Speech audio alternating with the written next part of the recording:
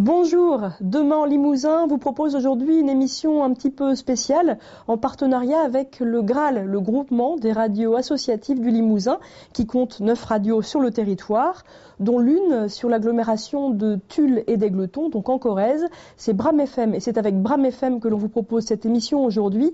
On a suivi un animateur bénévole, Jean-Claude Simiot, pour les besoins de son émission sur l'environnement, plus particulièrement sur l'agenda 21. On le retrouve d'abord à Tulle dans la station et puis après on le suivra sur le terrain. C'est parti quand la télé s'intéresse à la radio. Regardez. Êtes-vous écolo ?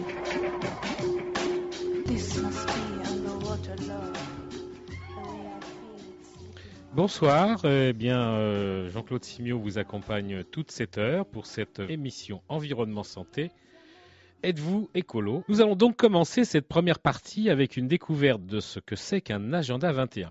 Petit rappel historique, l'agenda 21 ou Action 21 est un plan d'action pour le 21e siècle adopté par 173 chefs d'État lors du sommet de la Terre à Rio de Janeiro en 1992. Ce plan d'action décrit les secteurs où le développement durable doit s'appliquer dans le cadre des collectivités territoriales. Maintenant, voyons dans la pratique ce que ça peut donner. Donc, nous avons tourné avec nos collègues de Demain TV au collège Clémenceau à Tulle. Écoutons. Alors, manger bio dans les collèges du département est une des actions de l'agenda 21 du Conseil général pour la mise en place de cette nourriture bio dans toutes nos unités de restauration du département. Actuellement, 22 unités de restauration. C'était surtout mon souci que ce soit expliqué aux élèves, que la démarche soit expliquée, que les parents en prennent conscience et que les enfants comprennent les intérêts, les atouts de la nourriture bio, mais ne soient pas simplement de simples consommateurs occasionnels. Alain Vacher, quelles sont les conséquences financières d'une telle disposition ? Ça coûte plus cher, puisque le Conseil général verse pour un repas complet 1,70 € et pour un repas comportant des ingrédients bio, des aliments bio, c'est 0,80 € qui sont effectivement par repas, donc ajoutés par le Conseil général. Ça représente en tout une dépense de 116 000 € pour une année. Nous allons poursuivre notre reportage au collège Clémenceau. Et là, nous allons vous faire connaître les coulisses. C'est parti. Alors là, ça y est, on est déguisé en martien.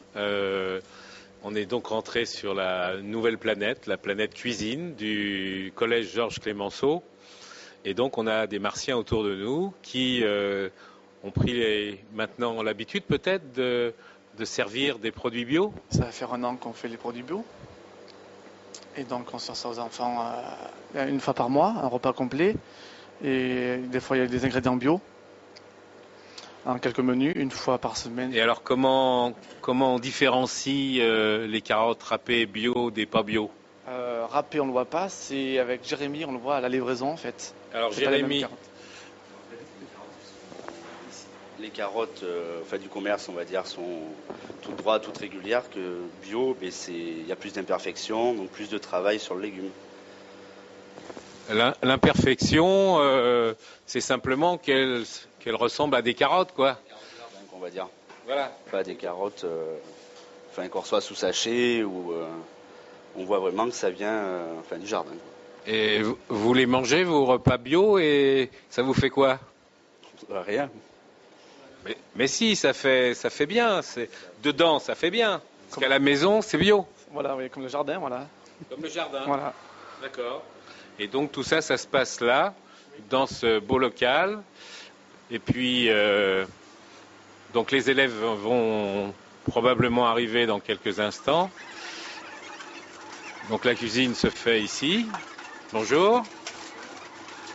Voilà, on voit que la cuisine est bonne apparemment. Oui, tout à fait. Hein ? Tout à fait. Ça donne envie quand on voit quelqu'un qui a la principe, bonne oui. forme. En principe, oui. Alors on a des yaourts un peu spéciaux puisqu'on a des yaourts circuit court. C'est-à-dire que ça vient de fermes locales à Saint-Chamand.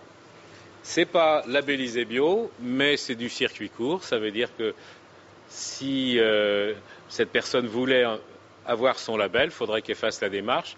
Mais sinon, on sait d'où vient le lait, on sait comment sont nourries les bêtes. Donc c'est aussi du bio, si ce n'est qu'il n'y a pas de label. Bien, vous nous excuserez bien entendu pour quelques imperfections dans la prise de son.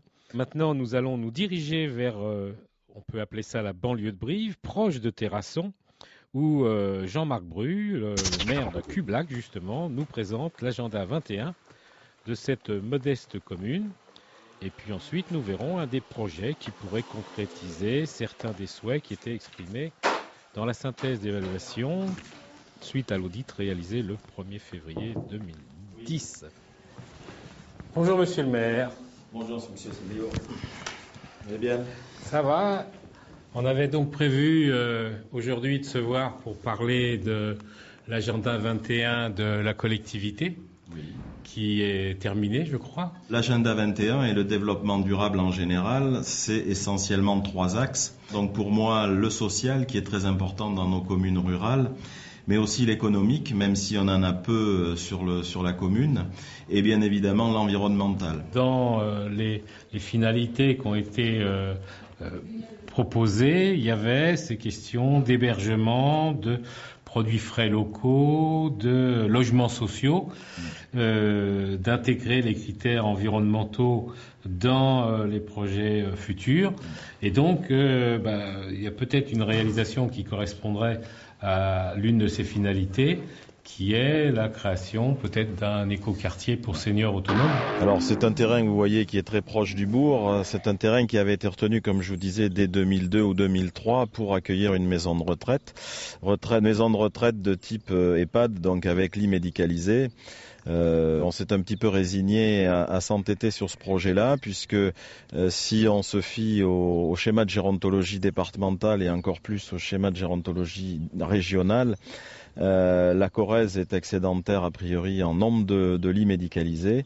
Donc nous sommes aujourd'hui en mauvaise posture pour espérer avoir des lits médicalisés. Donc le projet récemment donc s'est orienté plus sur de l'hébergement senior. Classique, mais aménagé, et surtout sur un projet d'écoquartier, donc avec de l'habitat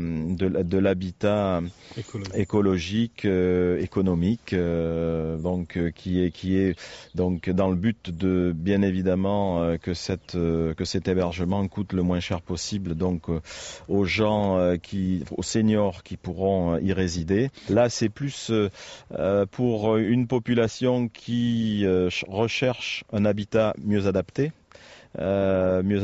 aux petits handicaps, et surtout qui soit plus facile à entretenir que le pavillon ou que l'appartement dont ils sont propriétaires ou locataires aujourd'hui. C'est un projet qui comporte environ 26 petits pavillons avec un circuit piéton.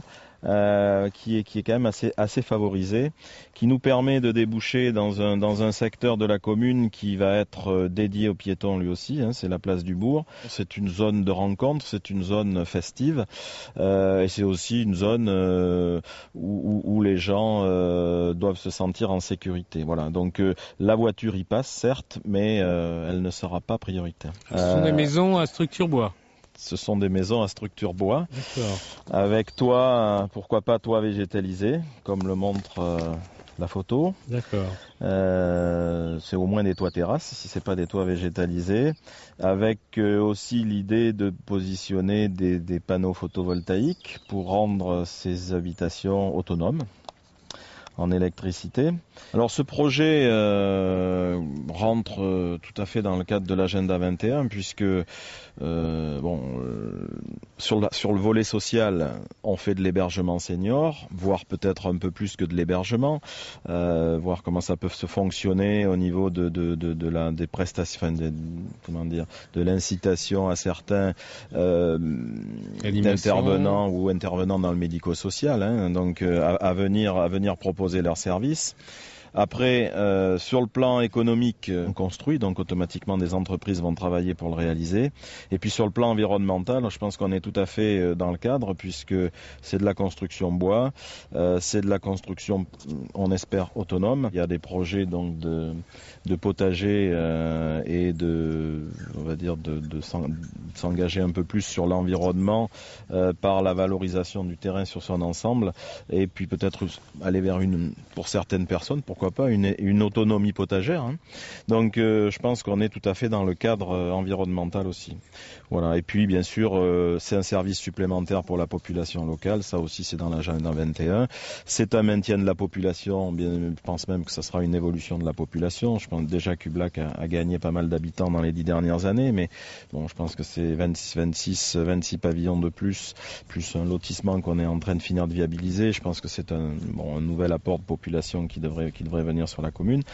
Voilà, donc en gros, sur les grandes lignes de l'agenda 21, je pense qu'on est tout à fait dans le cadre. Bien, on remercie Jean-Marc Bru, donc le maire de Cublac, de nous avoir présenté son agenda 21 et l'une de ses réalisations potentielles. Alors, vous pouvez nous retrouver du monde entier sur bramfm.com, rubrique écoutez le direct. Maintenant, dès que vous calez sur le web, eh bien vous nous écoutez. Au mois prochain et bon courage à la planète si notre monde lui permet.